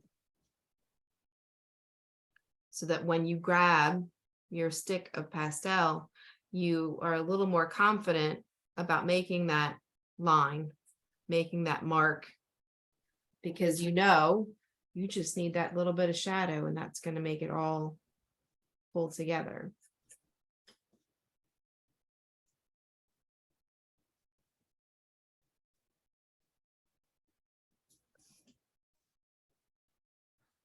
So, you know, true to form, the second one is not exact, but it's closer than the first one. So once again, driving home that point of practice makes perfect.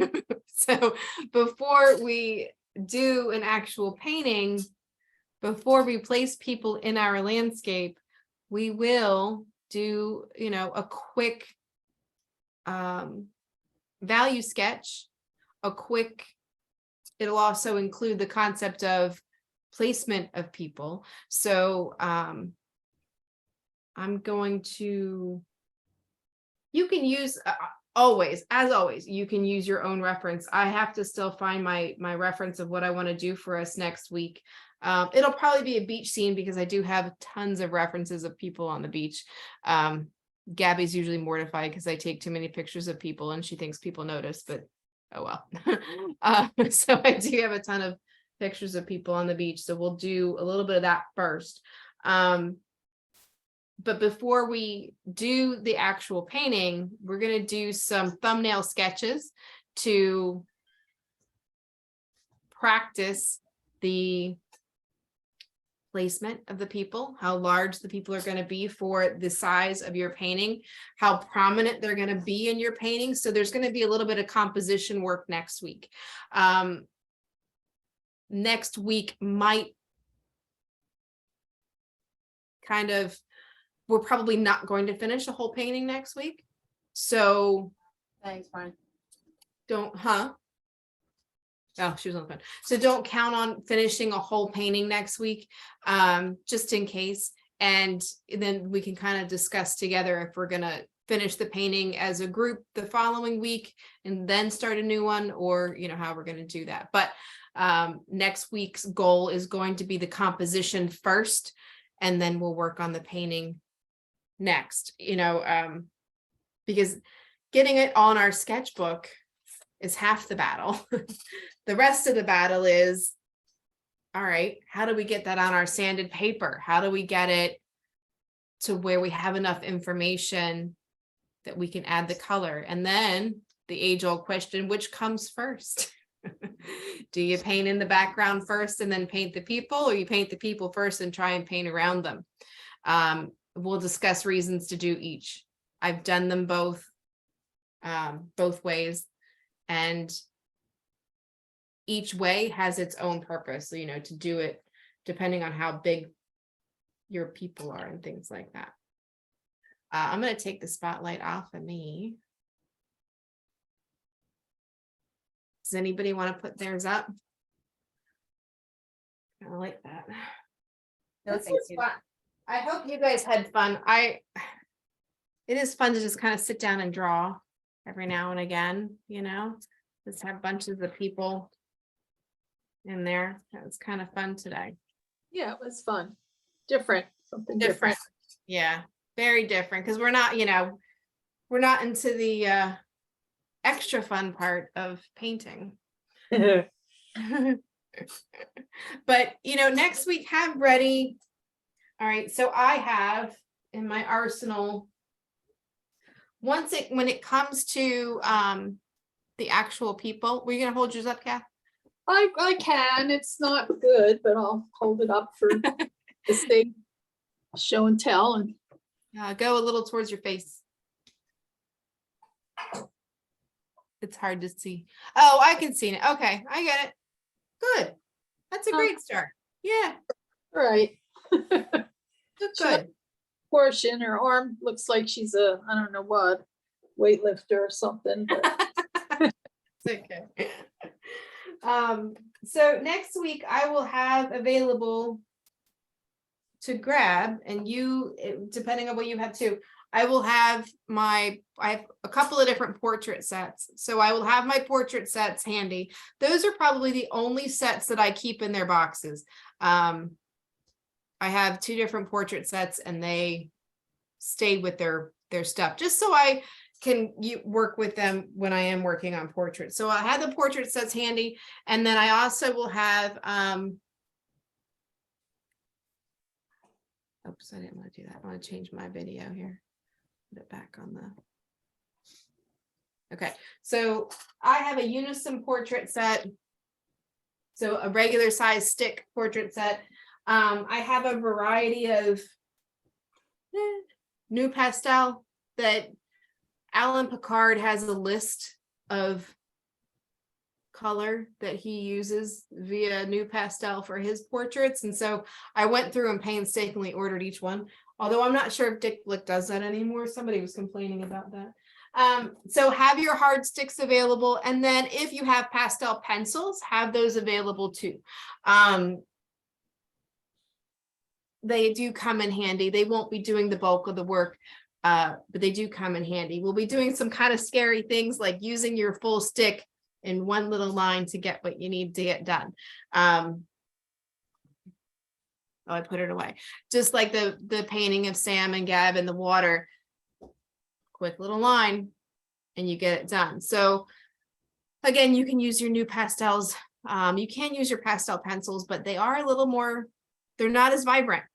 So remember that, like they do serve a big purpose, but they're not necessarily as vibrant as the full sticks or the softer sticks or even the NuPastels. So I will pick something different. We won't be looking at these people anymore. So you don't have to, or you can actually, I mean, if it's something that maybe you want to continue with because we have practiced them, maybe that's something you want to do. But let's see. So this is Tuesday, Friday.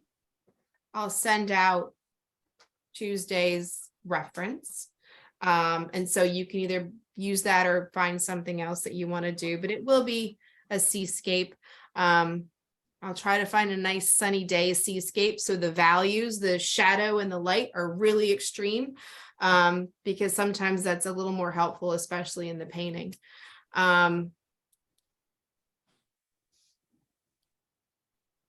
Oh, I'm looking at my thing. We have another exercise in color.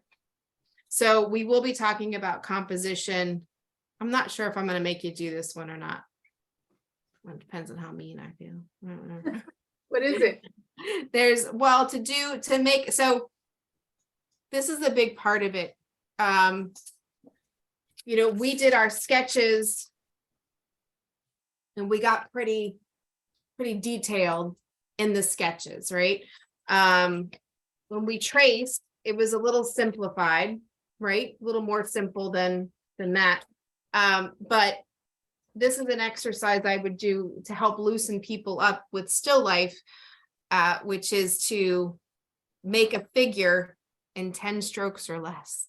Oh, And then we'll add and do 20 strokes or less and 40 strokes or less.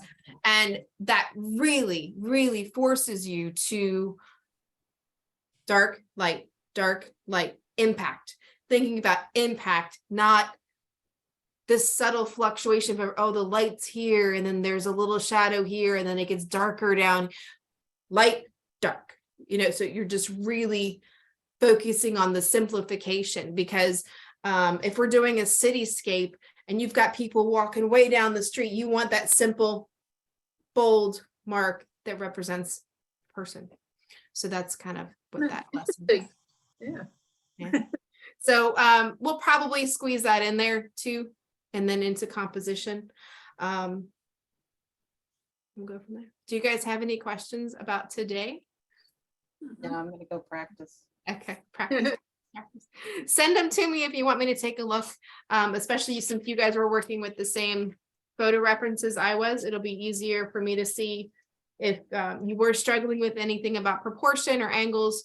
You can certainly send me an image and I'll take a look at that. Okay, thank All you. right, ladies. Thank you Thanks, so Meg. much. This will be Thank you. posted on YouTube at some point in the next day or so. I'll get that out there. Do you have a And, YouTube channel now? Yeah, I do. It's mainly for you guys. Yeah, but. Although I do have subscribers. I'm kind Oh, of I gotta go excited subscribe about that. now. I didn't know you had a YouTube channel. Well, I put it up there because I wanted my students to have access to the recordings that I've made. Yeah.